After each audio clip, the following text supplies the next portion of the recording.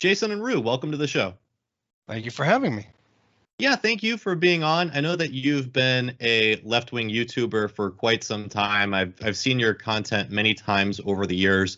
And just to kind of introduce yourself to any folks who haven't seen your content before, who aren't familiar with you, when did you first start getting involved with political activism and with being a content creator? It was January 15th, 2009 when I uploaded my first video doing news videos. That was when Obama was first coming into office, and I did a video criticizing Joe the plumber. I don't know how many people's memory goes back that far, but Joe the plumber was a right-wing plant who's said a lot of dumb things, and I was responding to that. And that was the very first video that I ever uploaded doing this. Essentially, I got a bit upset that there was no real left-wing media. I mean, we're talking 2009 here. I mean, YouTube only started in like 2005. So I thought, might as well do it myself. And then 12 and a half years later, here I am still at it. So I do want to talk about political ideology a lot today, but just sort of in general terms, has your political philosophy changed much over the past 12 years? I would say it's evolved. It's only become more of I would describe it more as a line correction rather than saying that it changed. When I originally started, I was a Marxist-Leninist Maoist. Now I'm a Marxist-Leninist Maoist third worldist. I took new theoretical contributions into my ideology and then evolved it from there into the next higher stage, the fourth stage of Marxist theory, and that's how I came to that. So I say changing, it's like not really the best word. I would say evolving or developing further the existing ideology. So one reason that I wanted to have you on today is because your YouTube channel recently got demonetized. And I think it's important to talk about left-wing channels like yours and left-wing content creators like you who are being demonetized and censored, because the general kind of line on this subject is that it's only happening to conservatives, and they're the ones who are being pushed off to sites like Parler and Gab. But obviously, as you and I know, left-wing content creators are being attacked as well. So I definitely, I would hate for you to repeat anything that would, cause any kind of problems for this channel. But just in general terms, would you be able to kind of like clinically describe what happened to your channel and the reason that you were given for being demonetized? Basically, the video that got it done was I criticized Kshama Sawant, the woman, the Seattle City Council, etc. She said, this is like all the way back in 2014. So YouTube went digging for this. It was she said, we need a radical, militant, non-violent solution, blah, blah, blah, whatever the issue was. And I criticized her saying, you're kind of contradicting yourself. Like militant and non-violent are the opposite of each other. That was it. So you are now permanently demonetized. Was enough. Yeah, that was enough to do it.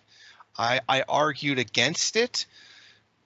Basically, it was like, okay, this happened. Okay, I appealed, and the appeal came back within an hour. I mean, when the hell does YouTube ever come back from you appealing a strike in an hour? No, they never do it that fast. So I assumed that they had made that decision up ahead of time. They decided this was going to be what happened, and then next thing I get up saying, we have looked at your appeal and it's been rejected, and now you've been demonetized. And I don't think it really had anything to do with Kshama Sawant. I think that they were looking for a reason to do it. I think that really was the case. Do you think that there's some other content that you created recently that caused them to go back digging for that? Or do you think it's just the fact that you've been on YouTube for such a long time creating left-wing content? Well, I think that for the longest time I've been able to fly under the radar for the most part. But I mean, I've seen a lot of other things like Syrian Girl Partisan can say, well, look, here's the links between Israel and ISIS, and then, video's gone. So, I mean, it could have been any number of things that I've said. I mean, I've said more than enough to what would cause it. Morally, there's nothing wrong that I said. And even by YouTube's own terms of service, there's nothing wrong with what I've said. It disagrees with the mainstream establishment. Like you say, yeah, Russiagate kind of isn't a real thing. And, when that's being so heavily pushed for some reason still in the mainstream media today, I think that's really enough to do it. I think it's probably a case of they probably wanted to do it to me for a while, and this is just the excuse for it. So as we've seen with other content creators, we've seen them slowly sort of get punished over time and then completely deplatformed. And we also kind of heard this from the White House press secretary recently in regards to if somebody's banned from Facebook, they should also be banned from other platforms. Providing for Facebook or other platforms to measure and publicly share the impact of misinformation on their platform and the audience it's reaching. Also with the public, with all of you, to create robust enforcement strategies that bridge their properties and provide transparency about rules. You shouldn't be banned from one platform and not others for providing misinformation out there. Are you worried about being kicked off of YouTube or completely deplatformed from social media generally? I do worry about it, but my stance has always been I'm not big enough to be concerned with. Like, my views are so low, and they've stayed consistently low for these past 12 years. Many people who you had a few videos that got over 1 million views, yes, right? Yeah, but those, if you check the date on them, they're also very old, before essentially Google bought YouTube. But those of us who were around way back then, it was a much better environment to be in. And then slowly over time, once Google bought YouTube, then it became a case of, okay, well, now all the views are going to go towards all the corporate owned products, not even necessarily ideologically motivated, just the ones that studios put out or that professionals put out that they know are going to make more money. And it's a case of any kind of media that goes from being independent to being part of a large conglomerate kind of thing. It's like a dumbing down kind of algorithm thing, where it's more about the money than the message. I mean, the original thing about YouTube was YouTube broadcast yourself. They don't really use that slogan anymore because that seems to be not what it's about anymore. But I think I should have said this before I finish answering the question. That's okay. The algorithm's been burying me for years, and I know that. And it's not just me; they've been doing it to a lot of people. I mean, just to be frank, it does seem a little odd where you have many more subscribers than I do, but I believe many of your recent videos have only gotten a few hundred views. That's not uncommon for me. Like I've always said, number of subscribers doesn't mean anything. It's the number of views per video that really means something. Because look at it, I got 41,000 subscribers, but like almost jack for views. Have you explored at any point moving over to any other social media platforms like Mastodon or Minds or Telegram or anything like that? I am currently talking to Rockfin, Rokfin. There's channels over there. I believe Jimmy Dore is over there too. I'm not really sure if that's him uploading those videos or somebody re-uploading all of his videos, but I think it's him. Either way, that seems to be a place that's seems to be the right place to go. So if you don't mind me asking, as it stands now, was YouTube your only source of income? Or I know that you're a contributor to Press TV. Like, do you have other sources of income apart from YouTube? There's my Patreon. My YouTube earnings were $140 to $150 a month. It's not really much of anything. Then there's my Patreon, and that's pretty much it. To be honest, I've never made a dime off of Press TV. again, I did want to get into political ideology a little bit and kind of run through some recent news events. Is there anything else that you wanted to say in regards to this issue of censorship? Expect it to get worse. I think we all know that's coming anyway. Yep. Yeah, I mean, that's honestly what I'm kind of expecting, just slowly over time, people getting deplatformed, and, there could be other ramifications where people are not allowed to do banking because of things that they've said on social media networks. Like, there's the potential for it to get fairly dystopian in the short term. I used to think about that. I mean, that's kind of the thing that people like Alex Jones used to say, they're going to be able to just delete you kind of thing. I don't know if that's really going to work, because you take everything away from a person, then they've got nothing left to lose. But I wouldn't put it past them to try. I believe that you even stated in the video where you said that you were demonetized, that now that you are demonetized, you do feel freer to say more controversial things that you may have been kind of self-censoring before, right? Yeah. Usually it's just the topic itself. Like, there's the P word that you're not allowed to use. If you do, it's not appropriate for all advertisers. So I'll spare you saying the word. I think you can probably figure out what word it is.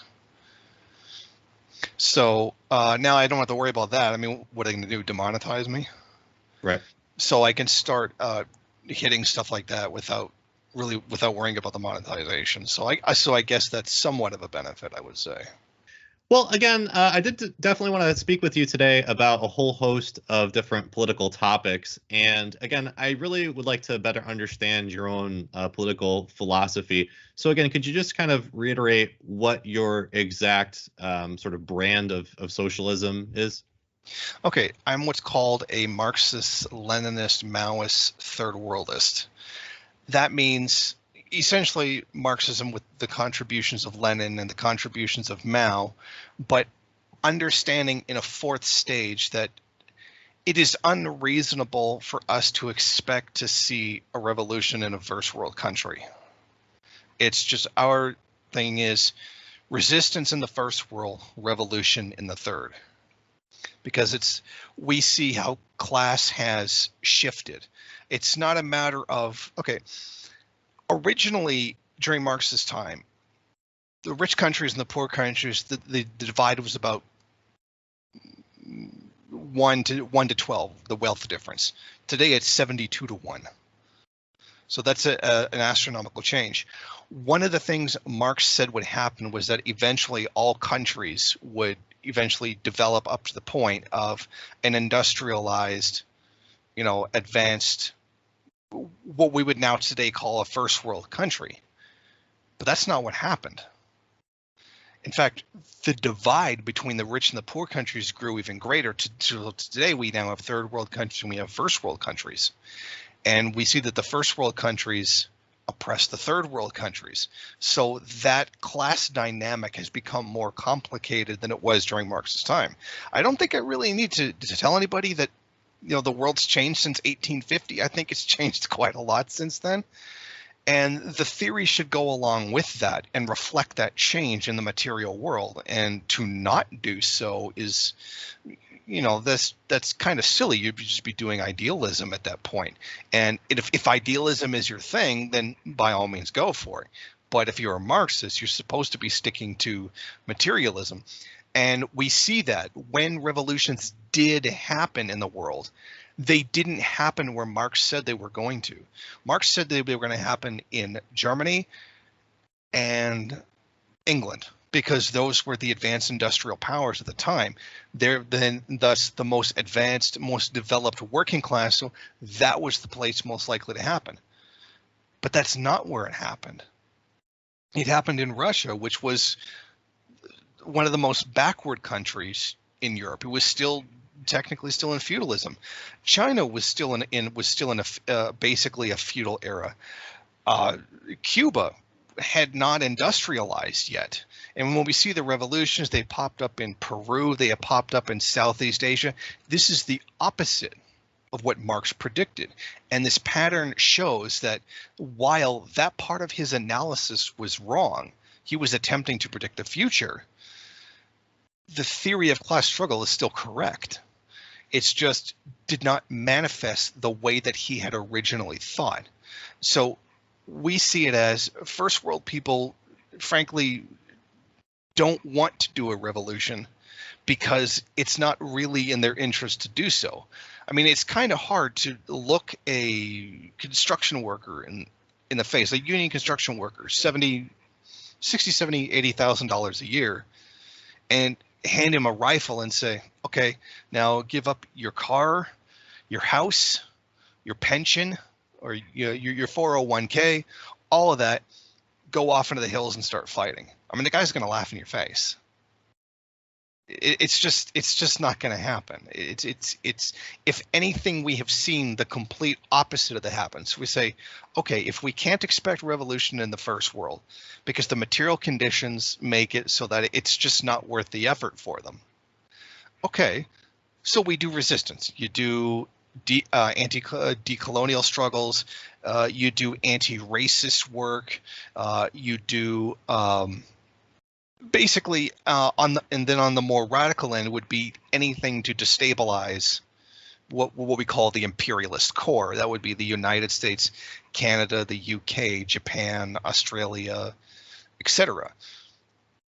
The ideal situation, which I don't foresee happening anytime soon, even if at all, would be to destabilize everything to the point where these countries would no longer be able to project power on other countries.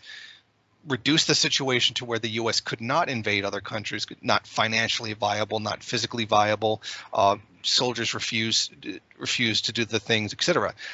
What we stand on is the primary contradiction being imperialism, and that the first and foremost thing would be anti-war activism, to let the countries of the third world carry out their own self-determination. Even if it's not along a socialist path, they have the right to determine their own destiny without threats of war or invasion, etc.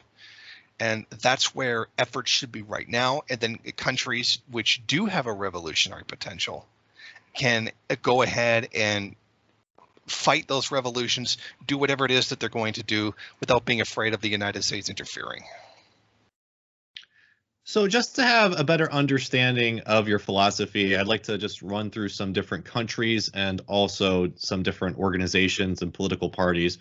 And the first one, which is probably the most timely, is Cuba. So could you maybe just discuss what you think about the Cuban Revolution, the Cuban government, and also these protests that Western media has been reporting on recently in Cuba? Yes, I do fully support the Cuban Revolution. There are things about Cuba today that I don't particularly care for, and that's a lot of the free market reforms, which, in my opinion, exacerbate the situation to some degree. But that's not my call to make. That's Cuba's call to make. And they have the right to not be interfered with and the right to determine what it is that they want to do for their own future. I would say that it would be better to put it as, it seems like the people of Cuba are more socialist than the people in the government. That's the impression that I get. Now, the current protests, originally they started over what they felt was an inadequate response to COVID. Not enough medical supplies, not enough syringes, etc. Okay, perfectly valid criticism and a perfectly valid thing to be angry about. But then what happened was U.S. influenced agitators ended up taking over the whole thing. And then it became about overthrowing the government. And then it became about looting state stores and damaging property, etc. The problem is undermining the legitimate grievances that people have with the kind of what they call regime change strategy. I'm sure you're familiar with the term, and so is your audience. That's the kind of thing. So those people with their legitimate grievances get drowned out by people who are basically serving U.S. capital, whether they realize it or not. And I think we can see a good degree of that when we see the blatant misinformation that's being put out. I believe it's most famously CNN put out a photo from Miami and passed it off as Cuba, because you could see in the background the sign that says 8th Street. Well, anybody can go to Google Earth and go look at 8th Street in Miami and see, oh, that's literally Miami. That's not Cuba at all. Those are gusanos. They're not actually Cubans there. And then another one was it was literally a picture from Egypt in 2011 with the overthrow of Hosni Mubarak. So the media put out these pictures of people marching down the streets, and you can literally see the Egyptian flags in the crowd. What are you doing? So I believe there was another video that you shared on Twitter where Fox News had actually blurred out the signs that the people were carrying because the signs were in support of the Cuban government. So my family, like so many millions of other Cuban families, have seen the brutal oppression of communism firsthand. And I got to say, watching these images, watching Cuban people in the streets, risking their lives, when you stand up and protest. Wait, why have they blurred out the messages on those signs in a segment about the protests against the Cuban government? Well, TikTok user Tibel_politics, shout out to them, found an undoctored image of the signs, and what do they say? The one on the left says, Las calles son de los revolucionarios, the streets belong to the revolutionaries, a common saying in Cuba and something that President Miguel Díaz-Canel often says himself. Meanwhile, the one behind says, Viva la revolución cubana, long live the Cuban Revolution. So what did Fox do? Rethink their bad segment entirely? Or even just change the footage? No, some editor thought, let's just blur out the signs so none of our Latino audience get cognitive dissonance and keep it because it's too good. Unreal. Just unreal. Yeah, that was another really telling thing. Like, I'm wondering what people who saw that would think, why those things were blurred out. But yeah, that's another problem, that was a piece of misinformation that was going on. Well, again, just to kind of quickly run through some different places, what's your assessment of North Korea? I fully support their desire to determine their own destiny. And if anybody has proven that they are willing to essentially fight to the death for that, it's them. Despite everything that has ever been thrown at them, despite the unending sanctions, threats of nuclear war, threats of invasion, everything to try to destabilize and undermine the government, they have survived all of it. A feat that frankly is unmatched by anything in human history. No one has been able to stand that firm on their own with as much hindering them as they have. There's quite a few things that I personally don't like. I don't like restrictions on the internet, etc. But again, that's their call to make. It's not the call that I would make, but that's the decision they made, and I guess it's working for them. But like I said, this is about self-determination, them deciding their own future and what it is they want to do. My only desire is to not have them invaded and destroyed and sanctioned by imperialist countries. As people often like to say, well, socialism can't do this. Well, why don't you give them an opportunity to try? I mean, when the Soviet Union didn't have that, you couldn't do that to the Soviet Union. It was just politically and economically too powerful. It was a world industrial superpower at one time. So, yeah, but the main theme being self-determination. So just to, again, run through some of the existing communist regimes, and this is one that doesn't get talked about much, is Laos. Do you have any opinion on the Laotian government? If there was any socialism in Laos, I'd be very surprised to see it. So you're saying it's just nominally socialist? Yeah, I don't think it's socialist at all, to be honest. Would you have the same assessment of Vietnam? Yes. Okay. Would you have the same assessment of China? Yes, but in fact, I'd even be more critical of China. I would say that there's very much China carrying out imperialist actions inside of Africa, which run counter to socialist ideals.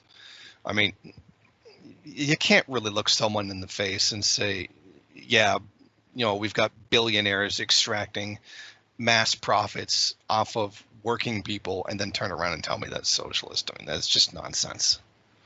I mean, I could go into a full drawn out critique of Chinese capitalism, but that's a bit beyond what we're doing right here.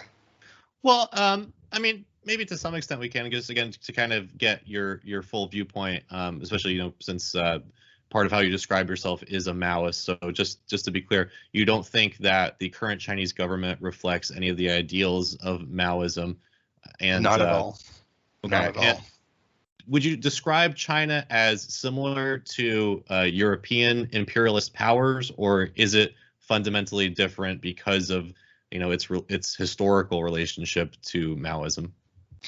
I would say that it is still imperialist, but it hasn't militarily invaded anybody.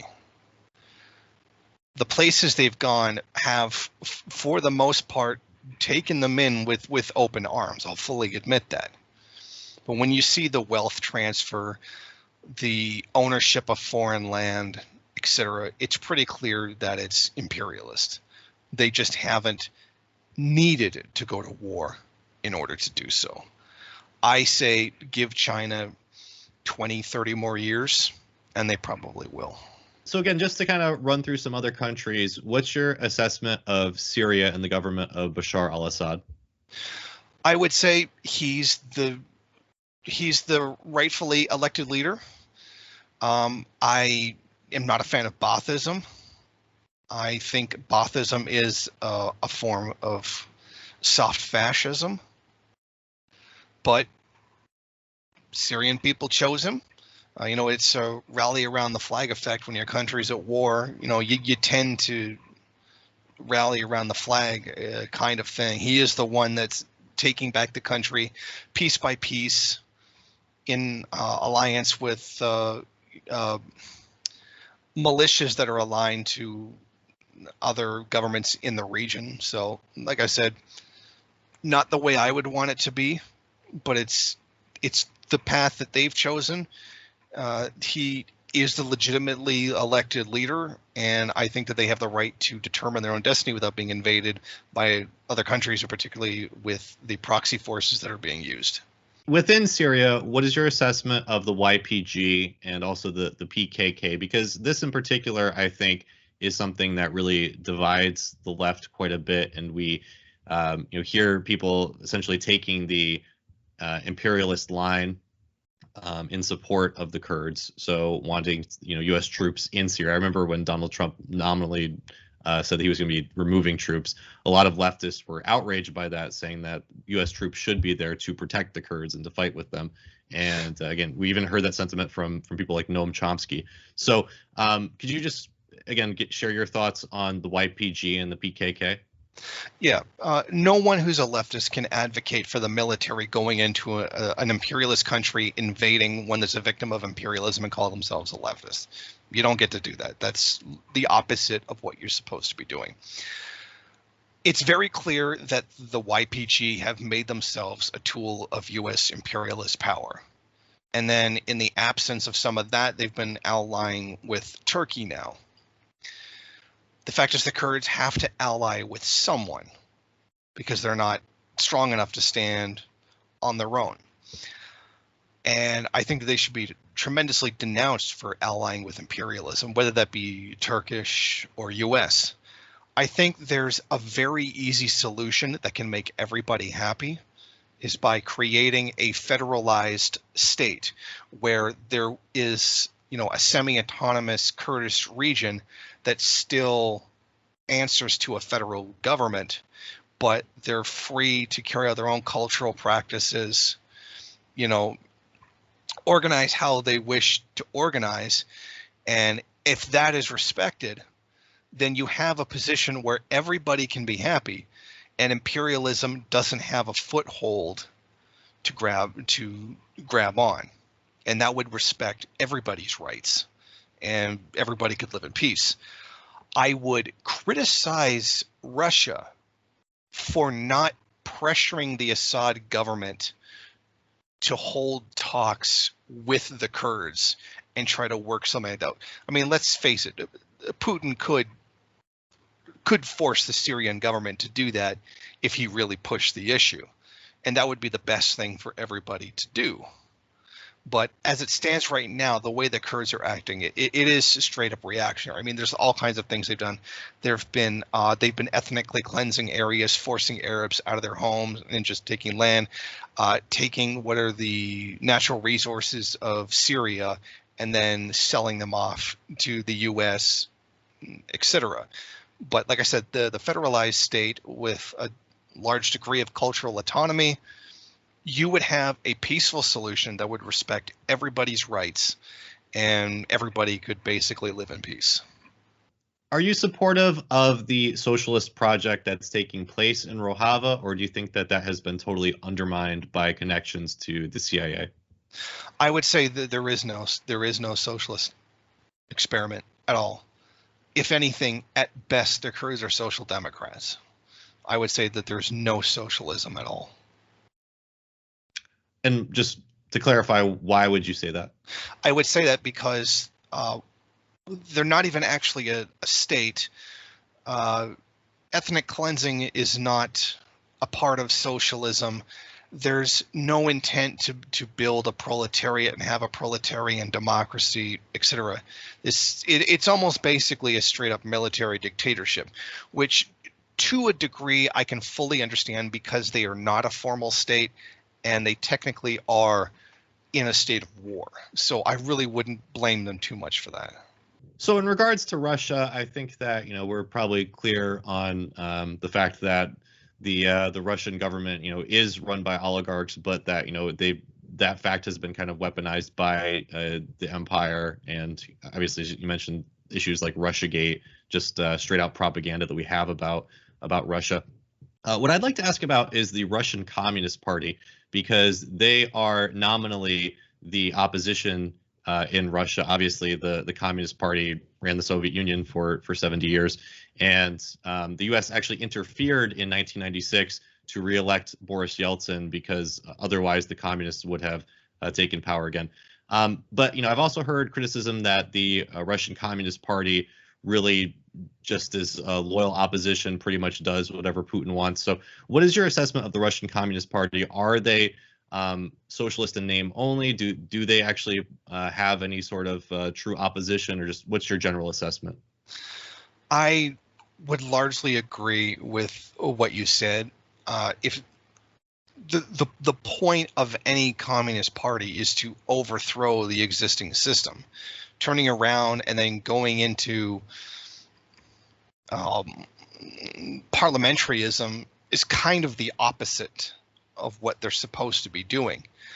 Do I think that the Russian Communist Party could carry out a revolution right now? No, I don't think they could pull it off.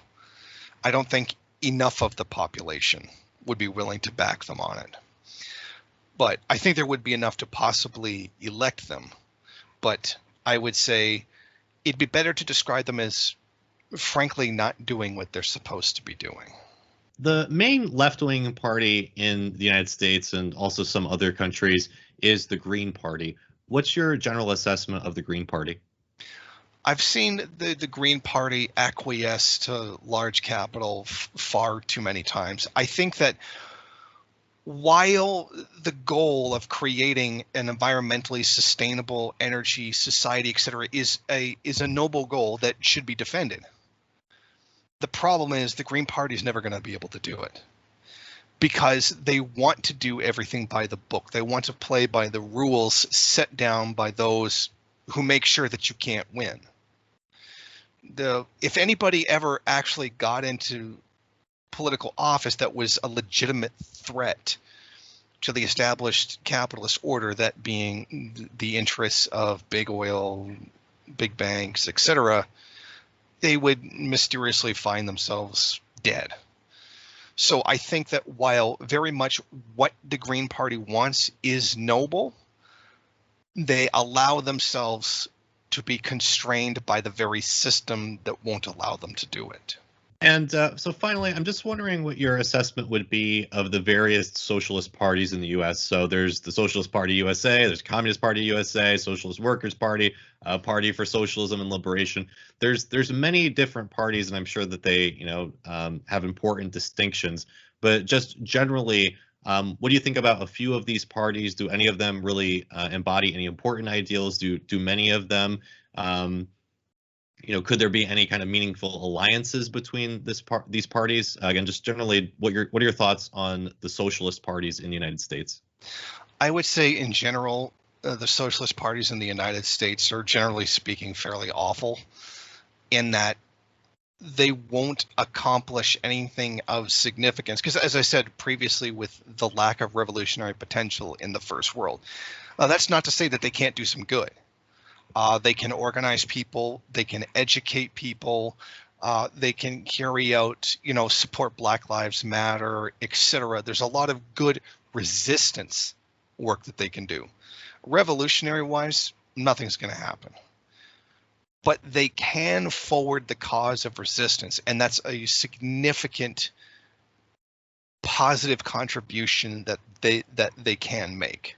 I mean, the idea that one day Americans are going to wake up and do a communist revolution. I'm sorry, that's just completely ridiculous. I mean, you would more likely see America fall to a race war before you would see it in a communist revolution. And this is equally true of places like Canada, Australia. I mean, in Western Europe. In Western Europe, where they have the highest living standard, they have the longest lifespan, the most generous social safety net, all bought with imperialism. To think that people are just going to one day revolt against that, it's just nonsense. It's not in their material interest to do so, and that's why you've always seen revolution come from places where revolution was the only solution. It was the only thing you were going to be able to do. So I would say them calling themselves revolutionaries is nonsense to me. But there's great things that they can do for forwarding resistance against an unjust system. And just if you were to maybe kind of rank a few of the different socialist parties in the U.S., who would you say would be at the top of your list? Who are the best, and who would you rate the lowest? I don't know. They're all kind of really bad to me. I could say, in terms of respect, I could respect the RCP USA, in that they seem to be the best organized, and they're really good at raising money. Like, that seems to be the one thing they're really, really good at, is raising money. One thing that I've noticed is that the Communist Party USA seems to be somewhat supportive of the Democratic Party. Have you come across that at all, or have you noticed? Yeah. The CP USA might as well not even exist. I mean, literally every election, it just says, vote for the Democrat Party. I mean, when your party is supposed to be, by philosophy, violently overthrowing the state, every election telling you to vote Democrat, you got to start wondering what the people in charge of that party are doing. Do you know how that came into being? I mean, were they just co-opted by intelligence agencies, or how did they become essentially a wing of the Democratic Party? I highly there was a program called COINTELPRO. I don't know if you're familiar with that. Yes. Okay. I think basically once the realization hit, okay, we're not going to be able to do a revolution. In fact, revolutionary potential keeps going down. We're either going to be social democrats, or we might as well not even exist. And I think that the realization that there's no significant revolutionary potential, I would say that there is a revolutionary potential in the United States, more among the most deepest exploited sections of the lumpen proletariat, and even with regards to decolonization efforts in some of the more indigenous communities. But their numbers are not significant enough to carry out a revolution.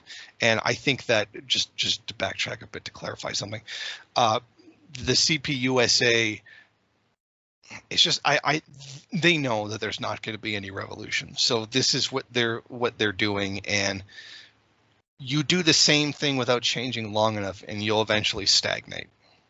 So another question in terms of these parties, one thing that seems to be very important in distinguishing them is which parties are Trotskyist or not. Could you explain why Trotskyism is still important? You know, what that means. Obviously, you know, this goes back to Trotsky and the Soviet Union and you know, his disputes with Stalin and whatnot. But why is that still relevant, especially in the United States in socialist politics today? I think the main reason it's still around is because this is a uniquely first worldist thing, because you often don't see this in the third world. You see it as, we're the good socialist, he's the bad socialist. If we were in charge, it wouldn't be like the bad evil one with all the stuff that was made up, etc. And some of it not made up, just the natural process you would go through in trying to industrialize a country, etc. I think it's a good cop, bad cop kind of situation where the good cop and the bad cop aren't really on the same side. That would be the best way to try to describe it.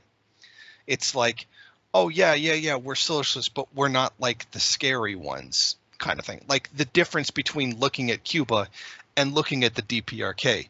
If somebody said Cuba was planning to invade the US, you would laugh your ass off. It's not believable in any way, shape, or form. But if somebody said North Korea has a nuclear weapon, that has a completely different tone to it. It's believable with the large amount of military force that they have, that you can see them as the bad guy in the socialist world. Do you think that you know, groups that describe themselves as Trotskyist, do you think that they have a fundamentally different philosophy in regards to enacting socialism? I would say probably not. I would say the main thing is that they tend to support U.S. Imperialist conquests, and that largely ties to Trotsky's theories themselves. Trotsky's theories themselves, in that it is a constant pushing for. Trotsky had a very poor opinion of the peasantry and for the more backward countries, and he thought, oh, we should invade them, bring them up to our level. So you see that kind of thing. I mean, the logic is there. If the U.S. invades and economically builds up the place, then it's more likely to have a revolutionary potential. So you can see that the Trotskyism couldn't be any more opposite from third worldism, whereas we argue for the self-determination of the victim countries, for lack of a better term. It would be their decision to make, whereas you see with Trotskyism, they always just seem to come down on the side of imperialism. And even what's the name of that party? There's a Trotskyist party whose name I can't remember right now. It's the same one that Kshama Sawant's in, but this is the Australian branch of that party. Initially, they actually supported ISIS because they thought that it was like a massive resistance against the West, when, yeah, that's not really the best way of describing ISIS. There's always been this big conflict between communism and anarchism, going back to Marx and Bakunin and Marx and Proudhon. And obviously, you know, we saw this happen, you know, during the Russian Revolution, during the Spanish Civil War. There was this tension between these two groups.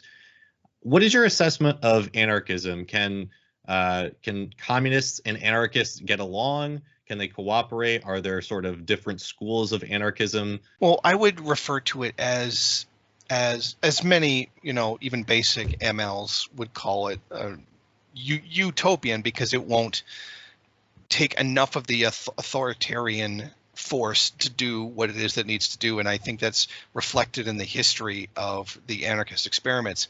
But in terms of today in America, I would say, what's even the big deal? It's like looking at Marxists and anarchists fighting with each other, and they're both 50 miles away from a goalpost that they're not even going to reach anyway. So what would be the point of even fighting each other? It's like you're both battling over a prize that you're not going to get. You would be far better off at least working together on things like anti-racist action, for decolonization, things like that. Those would be worthwhile things to cooperate over. I would say the time when there would be a fight would be on the eve of the revolution to determine which way an authoritarian or an anti-authoritarian way. But the eve of the revolution, like what are we even talking about? That either something so insanely far in the future, when some kind of great catastrophe economically breaks down the U.S., et cetera, whatever situation would cause it, it's something that's so far off, it's not even worth fighting over when there's so much good that could be done right now by cooperating on things that we can be united on, like, for example, anti-racist action. Well, one reason I do think it has become relevant is in regards to imperialism and supporting the U.S., especially in the case of the Kurds in Rojava. Because one thing I've noticed is there's a lot of anarchists who seem to be very in favor of U.S. intervention and supportive of the U.S. And the CIA backing the Kurds against Assad, and kind of saying Assad's a brutal dictator and repeating all this. We especially see this in the case of Vosh, who has been making a name for himself in the U.S. Recently. So I guess I'm just kind of wondering, in regards to when Ben Norton was on my show last year, he referred to this brand of anarchists as anarcho-neocons, where essentially they're playing into the propaganda of the U.S. empire. Do you think that is a significant threat and that needs to be kind of discussed and talked about more on the left? I think it does. But from my perspective, it would be, I'm not really surprised, because that tends to be the way a lot of first world people go. But I would like to make one caveat. And I'll admit this as a mistake that I made, that I can help people avoid making the same mistake I did. There is a difference between the social media anarchists and the ones on the ground. Now, I'm in contact with a group called the Arizona Rebellion. They run squatter houses, they take in runaway kids, they give COVID supplies to people who can't afford them. Like, these are like bottom street level, they squat in buildings, get stuff to homeless people, like the real nitty gritty street work. And they wholly oppose U.S. military actions. When I finally was made aware that these people existed and their policies and the way that, and the ideological positions they hold a very same position that I do, that, what's the point of fighting with the Marxists when we're nowhere near the point of doing it? So I said, okay, we can work together on a lot of things and do some good here. And these are real people that go onto the streets. These are people that, they've had whole squatter houses die from COVID, like whole squatter houses wiped out. They get killed by neo-Nazis. Neo-Nazis drive up on them, shoot them, and kill them. They do street level fighting, with astronomically more than anything I've ever done in my life. And they don't take those positions. So always to understand the difference between the social media anarchists that are just walking around trying to get attention and the real ones on the street that are doing real work.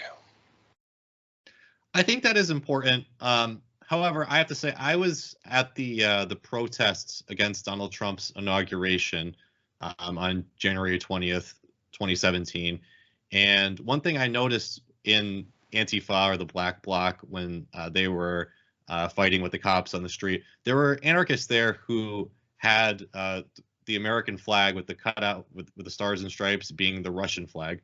So I do think that in being anti-statist and criticizing countries like Russia, Syria, Cuba, China. Don't you think that in doing so in the first world, that we could effectively be playing into imperialism and sort of spreading CIA propaganda? Yes, I would definitely agree that is a real problem. I'd say that's one of the criticisms that I would make of anarchism, is because it's so decentralized and there's not a lot of ideological cohesiveness. You could talk to an anarchist about one thing, go to another anarchist, and you can get something completely different. Yeah, but that real problem is there and is something that should be addressed. So I saw you react when I mentioned Vosh's name. Are you like, have you had interactions with him in the past? Yes. And could you speak to what those interactions were? Well, I mean, I went like this and that. Okay. The only real interaction was he said, "Come on my show." Okay, I'll debate you. And then he said, "Well, I didn't say I wanted to debate you." And then that was it. He sent me a message once saying, "So you riding with Biden?" And I responded by saying, "I'd rather die." And then that sort of became a meme in, for a very short time that was a meme. I cannot say as though there has been really any direct hostility between us.